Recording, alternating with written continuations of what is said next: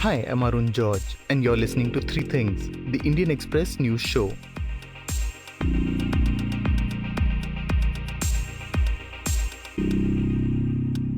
In today's episode, we're looking at how a skirmish between India and China over trade could hit the Indian industry. We're also looking at the Prime Minister's latest statements on the Galwan Valley face-off. But first, we're talking to the Indian Express's Arun Janardhanan in Chennai about two controversial deaths in Tamil Nadu that have raised questions about custodial torture by the police. On the 18th of June, a police patrol in the town of Santakulam near Thoothukudi found a shop selling mobile phones that wasn't shut as per the norms. The police patrol insisted that the shop be shut and left. After that, the shop owner, one of the two victims, the father Jairaj, he allegedly made a remark. These are all, versions of witnesses from the scene. So he made some critical remarks about police after they left, and an auto driver informed one of the policemen about his remarks. So the next day, on June 19th, the police team again coming to the shop in the evening.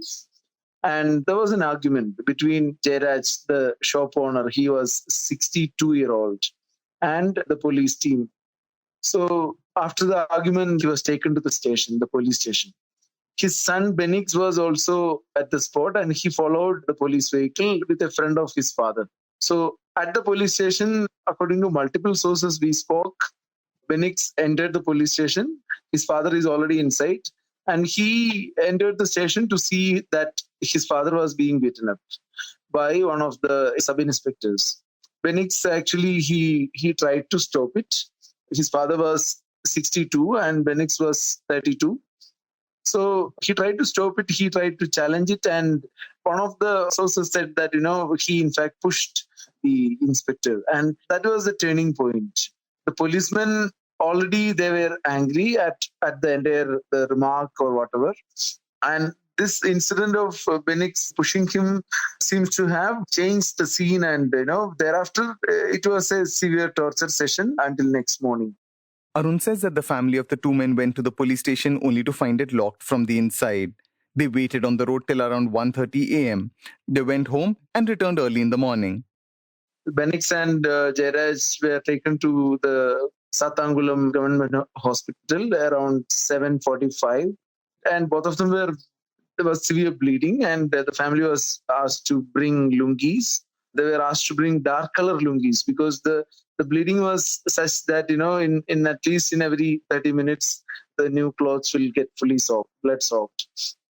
So they spent around 3 hours at the Satangulam Government Hospital before they were taken to the magistrate's house, where the entire procedure of remand was completed in few moments, because the magistrate, obviously he did not do his job the way he's supposed to. But he just waved his hand from the first floor, and these two accused and policemen stood outside near the entry gate. Immediately they left after he waved his hand, and they were taken to the Kovilpatti sub-jail.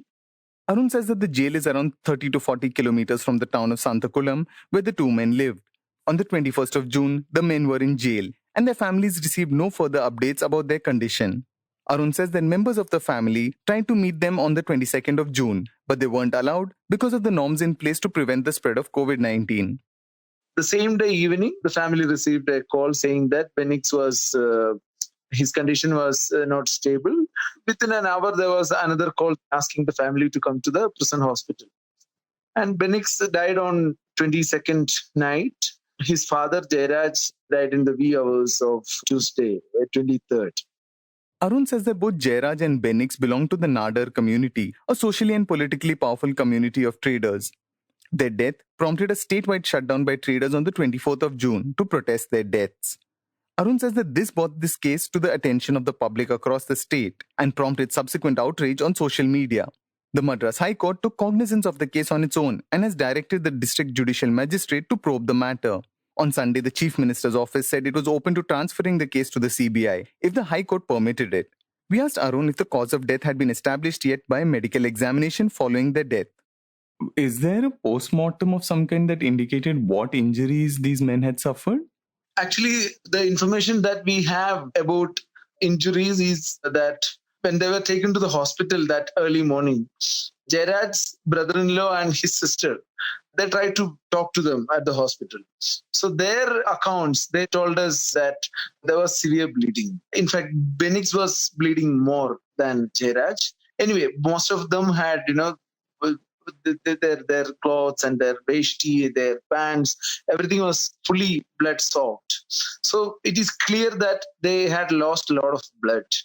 And the details, kind of information that we got from multiple sources, including police, that a baton was inserted in their rectum during the torture session.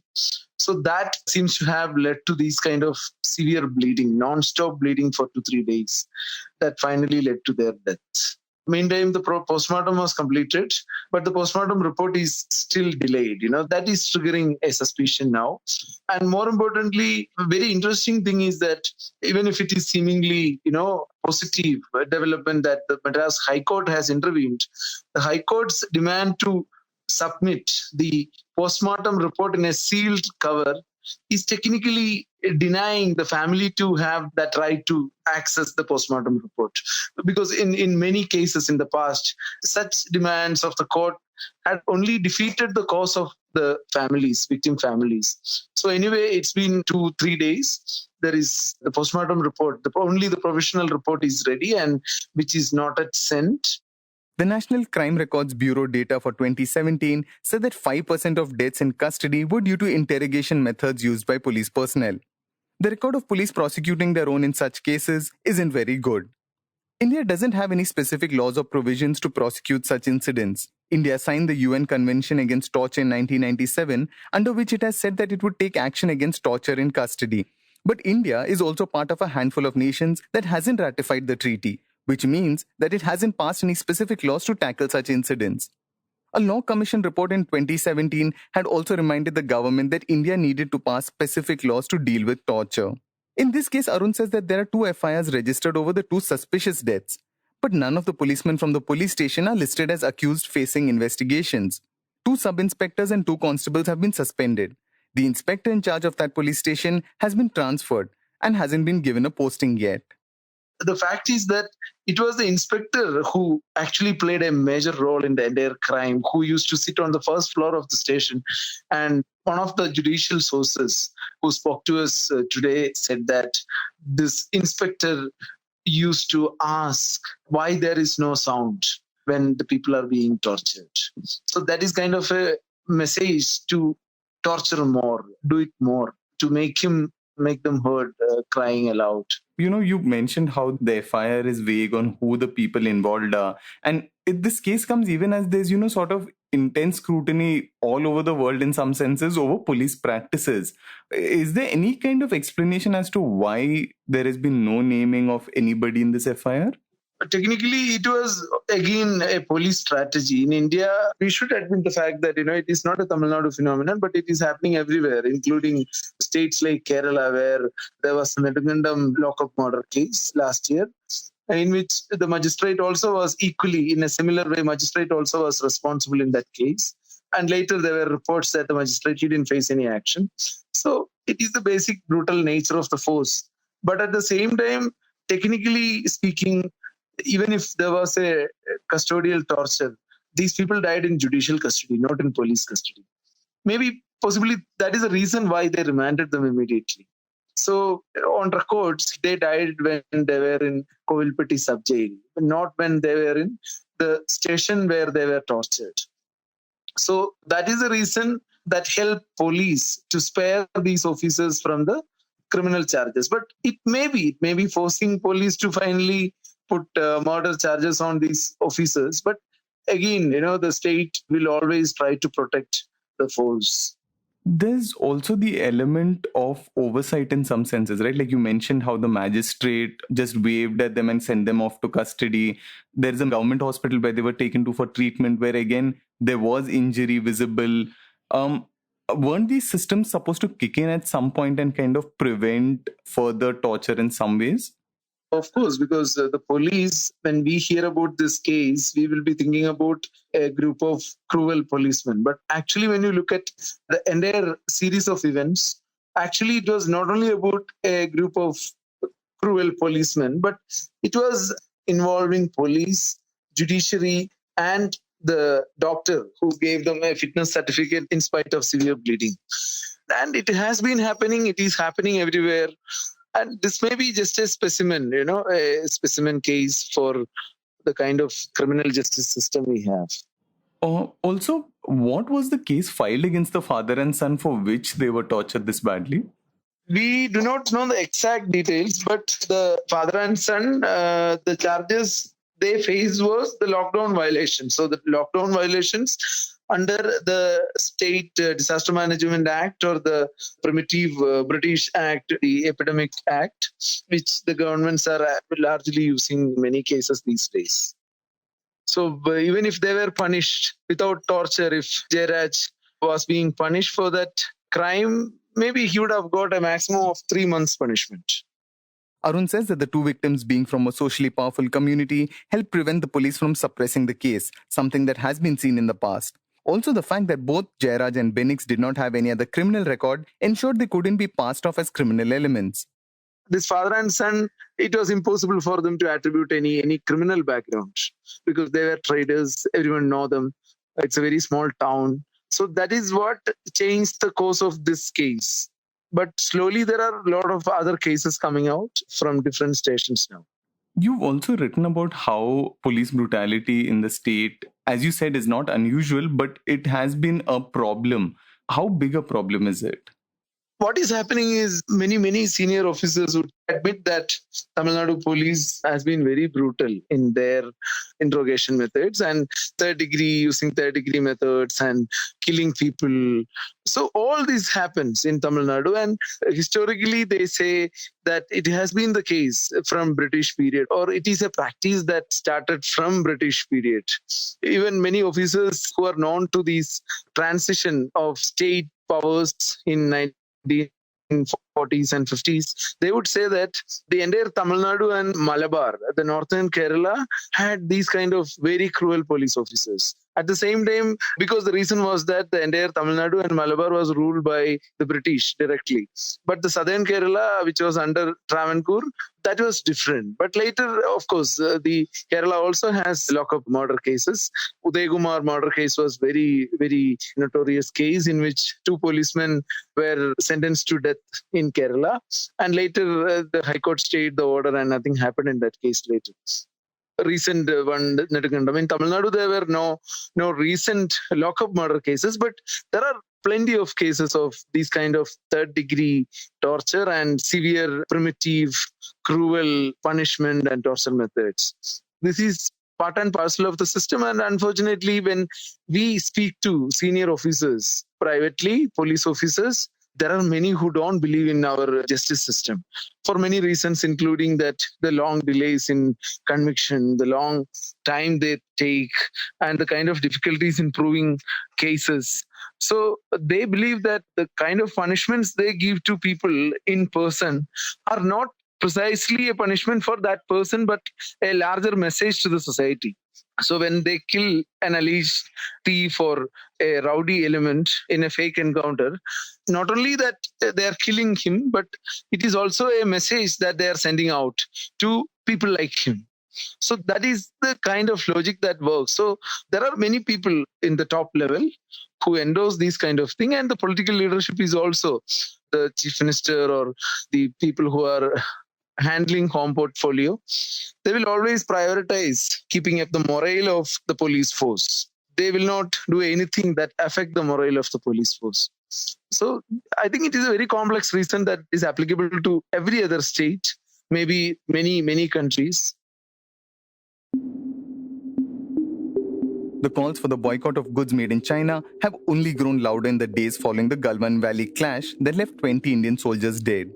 Soon after, a group of American firms that have manufacturing operations in India have flagged that they have faced difficulties in getting crucial components from their facilities in China. Imports from China were said to be facing hurdles at ports like Chennai and Mumbai. Customs authorities said there would be delays in clearing the shipments from China, but did not cite any reason. The US firms flagged that such blocks in the absence of clear policy decisions would only affect their functioning. This is also significant because between April 2019 and February 2020, China accounted for almost 14% of India's total imports. In an early episode, we discussed the challenges of blocking made in China products, and the link is in the description of today's episode. About a week after the reports of Chinese imports being blocked at Indian ports, Indian exporters said that they were facing similar issues with their shipments to China. In a note to the Ministry of Commerce and Industry, a body representing exporters said that Hong Kong and Chinese customs authorities were holding back consignments from India. We're now speaking with the Indian Express's Prabha Raghavan about how these hurdles could hit Indian industry. Okay, so Prabha, following the border tensions, there's been a lot of demand for the boycotting of China-made products. What are the trade bodies saying about that? Well, firstly, the thing that we need to understand is that trade bodies aren't voicing any specific opinion on whether an individual citizen of India should or shouldn't boycott Chinese goods. That they're saying is up to the individual to decide, whether they want to purchase something that was made in China or not. But what these bodies are more concerned with is the repercussion of a move that my colleague Anshul had reported about, which is a practice that we've been seeing over the last 15 or so days of shipments from China being held up at ports in India. There was no official order from the government to stop these consignments. And trade bodies said that they found out that these consignments were being stopped for thorough checking that hadn't been happening before. They're worried about retaliatory measures from China, which they claim has already started happening with shipments from India being stuck at ports in China and Hong Kong. And some of them have also been worried about, a potential blanket ban. So this move from maybe this unofficial stopping of goods at the ports to an official order from the government saying we're not going to import anything from China, which they say isn't feasible because we are hugely dependent on China for a lot of sectors, especially crucial ones like pharmaceuticals.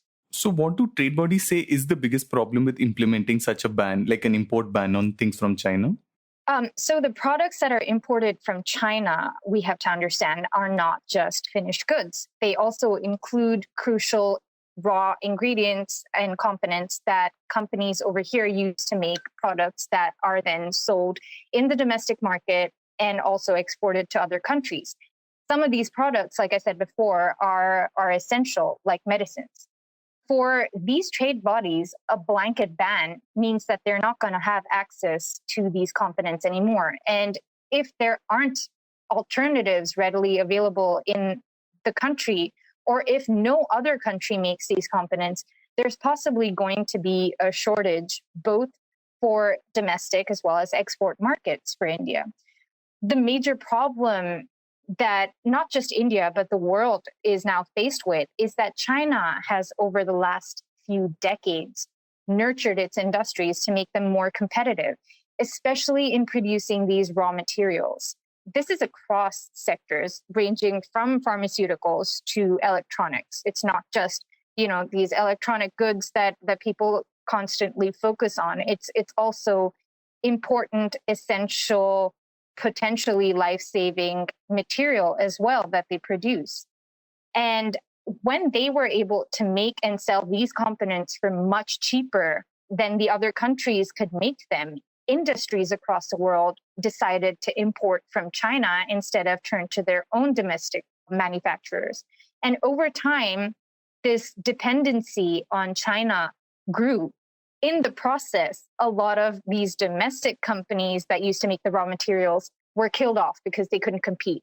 And the strongest example that I have of this is how India's own companies for making crucial vitamins and antibiotics, the ingredients for them, they ended up having to shut down in the early 2000s because basically Indian pharmaceutical companies were able to source these ingredients for much cheaper from China.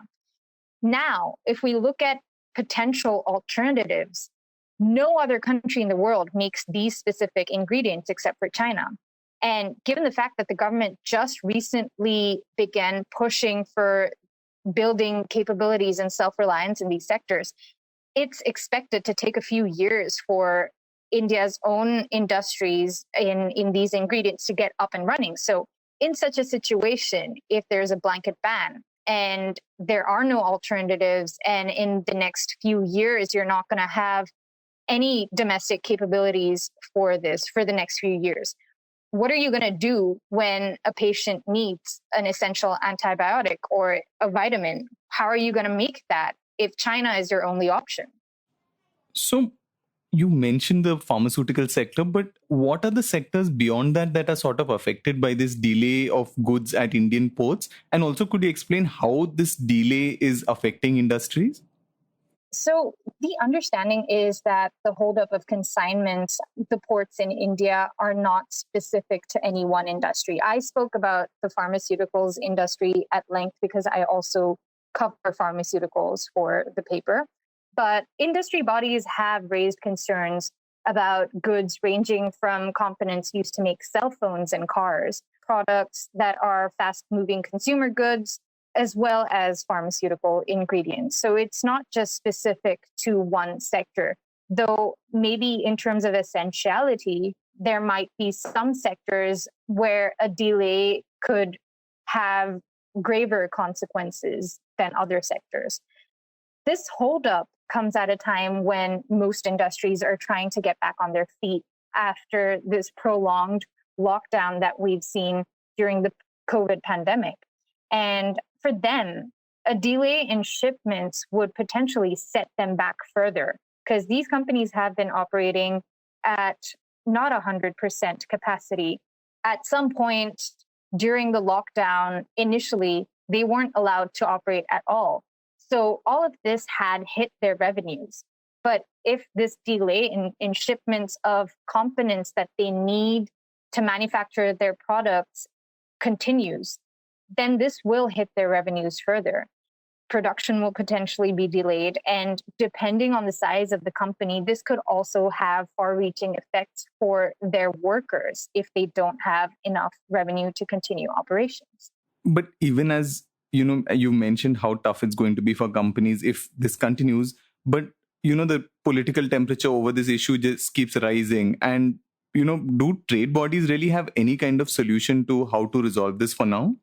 Look, the issue here is, and I think trade bodies are basing this on a hypothetical scenario of whether the government will go in for a complete blanket ban, which hopefully will not be the case because some senior government officials have told me that they're only focusing on unnecessary imports. So hopefully there will not be a blanket ban. But in the event that this is being considered, or in the event that India needs to take further action on the trade front, these industry bodies are saying that other trade-related measures, like you could raise the import duties on the cheaper raw materials that are being brought in from China, which means that the companies will still have access to these ingredients. They will just have to pay a little more to get them. And this is important to do at this time because, as we pointed out before, there aren't enough alternatives for some of these crucial components.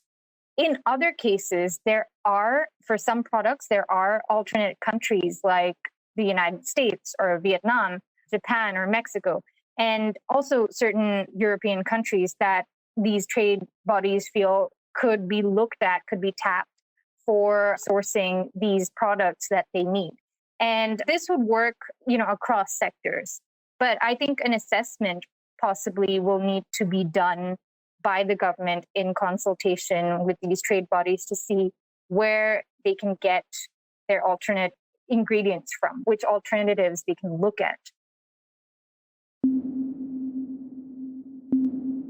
Prime Minister Narendra Modi addressed the nation in his monthly radio show Mann Ki Baat, in which he paid tribute to the 20 Indian soldiers who died in the Galwan Valley clash on the 15th of June. The Prime Minister said that India had given a befitting reply to those who had cast an evil eye on its territory.